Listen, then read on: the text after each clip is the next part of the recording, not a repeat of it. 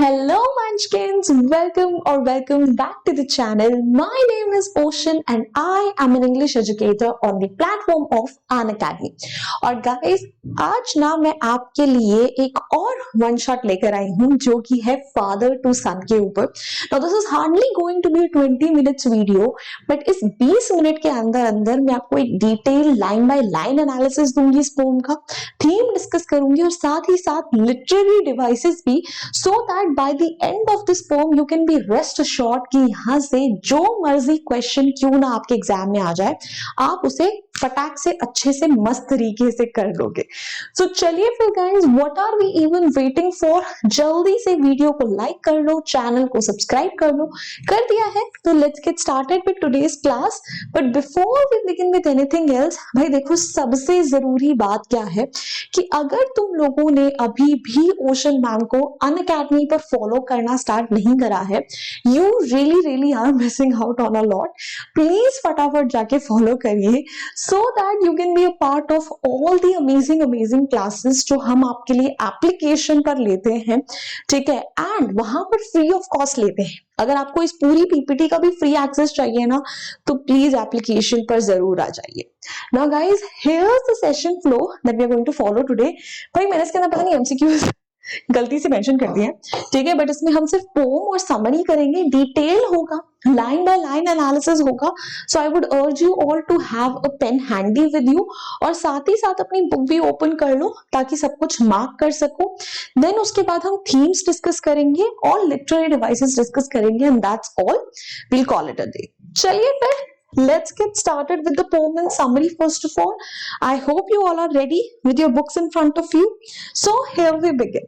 Now, father to son, before I get started with anything else, it has been written by Elizabeth Jennings, and one thing that I should tell you about this poem is that it's going to be a highly relatable poem for you all. Why am I saying that? Because ये एक ऐसी pome है जिसने एक ऐसा मुद्दा उठाया है जो आई थिंक बहुत सारे बच्चे स्पेशली टीनेज में गो थ्रू जरूर करते हैं. It talks about the strain relationship between a father and a son. And I'm pretty sure कि teenage में when we start having those rebellious thoughts और हम लोग अपने हिसाब से चीजें करना चाहते हैं, हमें लगता है कि हमारे पेरेंट्स हमें समझते नहीं हैं. So I really hope that this poem helps you develop a perspective where you understand and realize कि हाँ हो सकता है a lot of times that you and your parents don't see eye to eye, but they always want the best for you and their heart is always in the right place. So you probably can cut them a slack, once or twice, kabhi. Chaliye now, let's get started. So here's the first answer, guys. I do not understand this child. Though we have lived together now in the same house for years, I know nothing of him. So try to build up a relationship from how, when he was small, yet have I killed. Basically, this poem mainly has been written from the perspective of a father. अब father क्या कह रहे हैं कि मैं इस बच्चे को समझ नहीं पा रहा हूँ. कहने को तो हम इतने साल एक ही साथ एक घर के नीचे रहे. Why? Because obviously you grow up with your parents and still मुझे उसके बारे में कुछ नहीं पता. I know nothing of him and I have tried to build a relationship with this boy. कि मैं इस बच्चे के साथ हमेशा से एक रिलेशनशिप चाहता था जब से वो छोटा था. तो मुझे लगता है कि अब बहुत देर हो चुकी है and probably it's all futile और शायद अब मैं वो चीज कभी अचीव नहीं कर पाऊंगा. So, in the above stanza, the poet shares his feeling about his relationship with his son, and he says that although they both had lived together in the same house for many years, एक साथ रहे हैं, yet he doesn't understand him. वो अपने बच्चे को समझ नहीं पा रहे हैं. He doesn't know anything about his son, his likes or dislikes. कि उनके बच्चे को क्या पसंद है, क्या नापसंद है, उन्हें कुछ भी नहीं पता. He tried to build up a relationship with him from the time when he was small, but he was vain and small. कि जब से छोटा है उसे कुछ समझ नहीं, वो तब से रिलेशनशिप चाहता है. His son has changed as he has grown up. जैसे जैसे उनका बच्चा बड़ा हुआ है, वो कहीं ना कहीं बहुत ज्यादा बदल सा गया है. Now, the seed I spent or sown it where the land is his and none of mine. अब ये लाइन जो है ये important है. यहाँ पे जो पोएट है और जो फादर है वो बोल रहा है कि एक बच्चे को पालना, नर्चर करना is equivalent to growing a seed into a plant. भाई कि जब आप एक बच्चे को बड़ा करते हो तो उसमें कितनी मेहनत लगती है, ठीक है, उसका आपको कितना ध्यान रखना पड़ता है। सिमिलरली जब आप एक सीड को ग्रो करते हो, आप उसमें खाद डालते हो, उसको रोज पानी देते हो, उसका ध्यान रखते हो, right.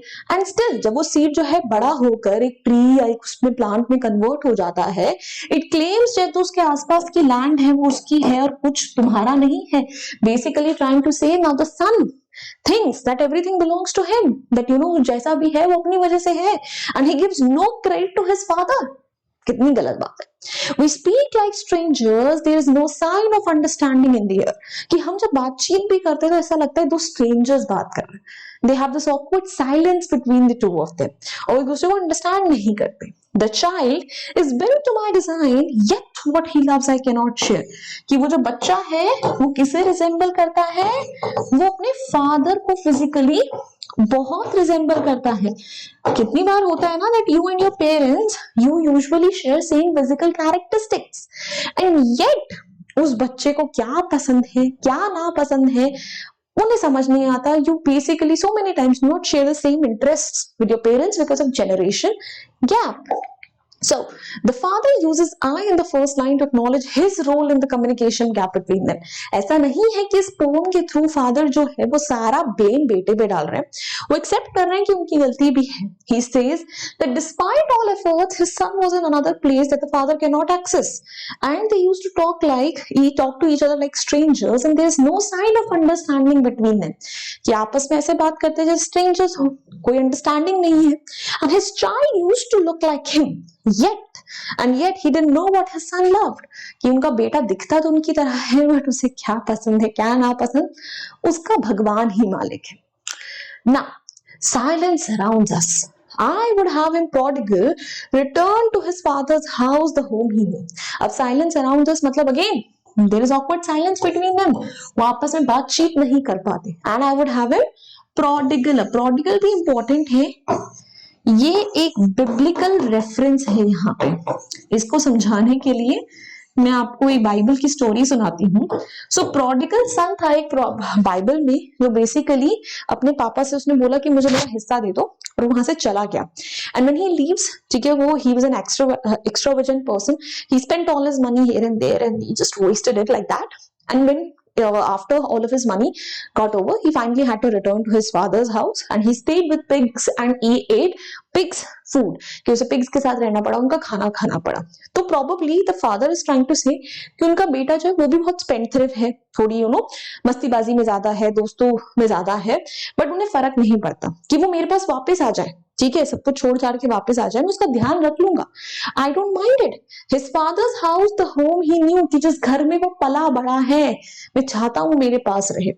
Rather than see him make and move his world, कि मुझे नहीं चाहिए कि वो मुझसे दूर जाए, अपनी एक अलग दुनिया बनाए जिसपे मैं हूं ही नहीं।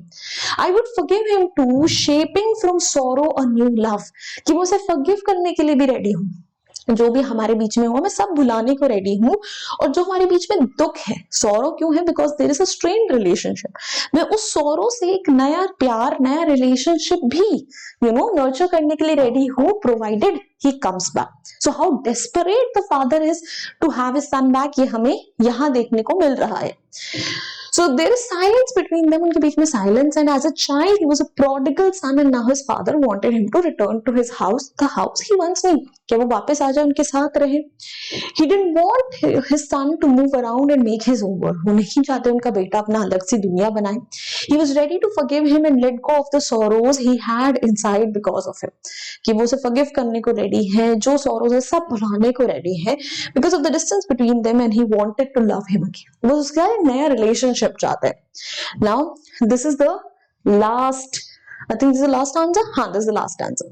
Father and son, we both must live on the same globe and the same land। कि भाई हम हैं तो at the end क्या, father और son, हमें सेम लैंड और सेम ग्लोब में रहना है। मतलब no matter what you do, this relationship that we both share, it can not change. ये बदल नहीं सकता, हम हमेशा ही बेटा और बाप रहेंगे, you can not change it. He speaks, अब यहाँ पे ही जो है ये किसके लिए यूज हुआ है, that has been used for the son and this is for the first time that the son speaks. सन पहली बार अपना पॉइंट ऑफ व्यू इस पोम में एक्सप्रेस कर रहा है। I can not understand my self Y anger groves from give. वो बोल रहा है कि मैं खुद को ही समझ नहीं पा रहा हूँ, मुझे नहीं पता कि भाई जो मुझे अंदर बेसिकली जो है दुख है, ग्रीफ किस बात का है। Again so the son is also sad about the fact that उसका रिलेशनशिप उसके फादर के साथ इतना खराब है, बट अब उस ग्रीफ ने किसका फॉर्म ले लिया, एंगर का फॉर्म ले लिया। सो मेनी टाइम, कितनी बार ऐसा होता है ना कि जब हमें कोई हर्ट करता है, especially someone that we deeply trusted and loved, तो उनको ये हमें अंदर से तो दुख हो रहा होता है, बट वो दुख जब बाहर निकलता है it comes out in the form of anger, हम उनके ऊपर गुस्सा कर देते। तो वही चीज है कि बच्चा है तो दुखी, बट वो अपना दुख नहीं एक्सप्रेस कर रहा, वो गुस्से से भर गया है। We each put out an empty hand longing for something to forgive। कि वो दोनों एक empty hand आगे कर रहे हैं। This is an important line। empty hand मतलब they both want to basically fix this relationship, but longing for something to forgive। they both don't want to take the first step। उनकी ego जो है वो उनके बीच में आ रही है, जिसकी वजह से वो ये चाहते हैं कि दूसरा पहला स्टेप ले ले। So even if they are desperate, both of them they want to fix this relationship। अब उनके बीच में इतनी दूरी आ गई, इतने प्रॉब्लम्स आ गए हैं कि उसे फिक्स करना पॉसिबल ही नहीं। Now let's take a look at the notes। So the son speaks for the first time and explains what he feels। He says that he feels sad about the distance between them and he shares that he is at a point where he doesn't understand himself। वो एक ऐसे जिंदगी के पड़ाव पे है जहां पे वो खुद नहीं समझ पा रहा है कि वो क्या करना चाहता है, और वो भी दुखी है। His anger arises out of his sadness and it is quite clear that on both sides lies the same frustration about the gap in their relationship। कि दोनों तरफ वही चीज है कि काश हम ये रिलेशनशिप किसी तरीके से फिक्स कर ले। They both want to forgive each other and yet they cannot find a solution to the problem। कि दोनों उस चीज को सॉल्व करना चाहते हैं, but दोनों में से किसी के पास सोल्यूशन नहीं है। Both of them put out an empty hand for the other to seek, always in vain। कि दोनों एक दूसरे की तरफ हाथ तो बढ़ाते हैं, but कभी उसका फायदा नहीं होता। So yeah, that was all about the summary। अब फटाफट से हम थीम में डिस्कस करते हैं। फिर लिटरेरी डिवाइसेस, और इस पोम में ज्यादा लिटरेरी डिवाइसेस है नहीं। सो थीम में बेसिकली जो है, ठीक है, this entire poem revolves around the complexities of family relationships, particularly the strain bond between a father and a son. एक फैमिली में रिलेशनशिप्स कई बार कितने कॉम्प्लेक्स हो जाते हैं, and it also explores various facets of this theme. और इसी theme में कितने और डिफरेंट साइड्स हैं। तो पहला है कम्युनिकेशन एंड अंडरस्टैंडिंग। सो ये पोम हमें हाईलाइट करती है कि एक अच्छे रिलेशनशिप के लिए कम्युनिकेट करना, एक दूसरे को अंडरस्टैंड करना कितना जरूरी है, और अगर ये एस्पेक्ट मिसिंग होता है तो आपका रिलेशनशिप जो है कितना बिगड़ सकता है। Next, generational divide, generation gap is one of the major themes in this poem। So the जो गैप कहीं ना कहीं सन और फादर में है, that is because of the generational gap. और यही जनरेशनल गैप अगर किसी तरीके से वो समझ जाए, इफ यू नो प्रोबेबली थोड़ा सा बेटा समझे जिस बात को या फादर समझे, तो वो इस चीज को फिक्स कर सकते हैं। Then is desire for reconciliation, की बेसिकली जो है, जो फादर है या जो सन है, बोथ ऑफ देम वांट कि उनके बीच की चीजें जो फिक्स हो जाए। कभी भी फैमिली रिलेशनशिप्स अगर टूटते हैं, दुख होता है, and obviously everybody wants to fix them, but अब वो चीजें जो है वो इतनी ज्यादा डीप रूटेड हो चुकी है कि उसको फिक्स करना उनके लिए मुश्किल हो रहा है। Next is forgiveness and acceptance, कि भाई अगर आपको कोई भी रिलेशनशिप लाइफ में चलाना है तो उसमें फॉरगिवनेस होना, उसमें एक्सेप्टेंस होना कितना जरूरी है, ठीक है। बिकॉज हर किसी से गलतियां होंगी, हर किसी में कमियां होंगी। अगर हम उस चीज को एक्सेप्ट नहीं कर पाएंगे तो हम लाइफ में हमेशा सिर्फ कंप्लेन करते रहेंगे और अकेले रहेंगे। Last is identity and self understanding, जो एक सन के बिहाफ पे है। So when the son makes the statement that he is at a point in his life where he is not even able to understand himself, तो वो चीज हमें दिखाती है कि भाई इंडिविजुअल्स जो है कितनी बार खुद को नहीं समझ पाते, and because they are not able to understand themselves, it is even more difficult for them to understand the other person। So खुद को समझना भी बहुत जरूरी है। And lastly emotional struggles. ये जो पोम है हमें बता रही है कि भाई जो एंगर, ग्रीफ, ऐसे जो नेगेटिव इमोशंस हैं, ठीक है, ये बेसिकली जो है इनसे डील कैसे करना चाहिए। ठीक है, दोनों ही जो फादर सन है वो इन कॉम्प्लेक्स इमोशंस के साथ ग्रैपल यानी स्ट्रगल कर रहे हैं। बिकॉज बचपन से हम सबको अपनी खुशी खुल के एक्सप्रेस करना सिखाया जाता है। ठीक है, हम सबको अपनी एक्साइटमेंट एक्सप्रेस करना सिखाया जाता है, बट नो वन टीचर्स अस कि जब गुस्सा आए, जब दुख हो, तब क्या करना चाहिए। Everybody just says calm down, it's okay it's okay. अरे नहीं है वो इट्स ओके, ठीक है। It's equally important to have a healthy channel to let those emotions out as well in a way कि वो आपको या दूसरों को हार्म ना करे। Right? Now, moving on, let's talk about the literary devices and that's it. We'll call it a day. बहुत ही छोटे छोटे literary devices हैं. So the first one is simile. Now, what is a simile? जब आप दो चीजों का comparison like या as की मदद से करते हो, that is simile. तो we speak like strangers. वहां पे basically जो है, जो son और father का relationship है, उसे एक stranger के relationship से compare करा गया है, because both of them have really nothing to talk about to each other. उनके पास ज्यादा कुछ कॉमन है नहीं. Next is alliteration. एलिटरेशन को ना मैं बेसिकली पोट्री की दुनिया में बिन बुलाया मेहमान कहती हूँ. मुझे लगता है किसी पोम में कुछ हो ना हो, एलिटरेशन हमेशा होता है. एंड एलिटरेशन का मतलब होता है जब अगल बगल के वर्ड्स जो हैं वो सेम कॉन्सोनेंट लेटर या सेम कॉन्सोनेंट साउंड से स्टार्ट करते हैं. That is alliteration. जैसे द सीड आई स्पेंट और सोन इट वेयर, तो एस एस स्टार्टिंग में, सोन में भी एस में स्टार्टिंग में रिपीट हो रहा है. साइलेंस सराउंड्स अस, तो silence surrounds both of them they begin with the same consonant letter s, तो वहां पर भी alliteration है. Last one is metaphor. Metaphor का मतलब होता है जब like या as के बिना आप दो चीजों को कंपेयर करते हो, दैट इज मेटाफर. जैसे द सीड आई स्पेंट और सोन इट वेयर, तो यहां पर इस लाइन में फादर ने चाइल्ड को नर्चर करने के प्रोसेस को एक सीड को ग्रो करने के प्रोसेस से कंपेयर करा है. And him prodigal returning to his father's house. So इस लाइन में he is comparing his son to the prodigal son in the Bible, so that is also metaphor.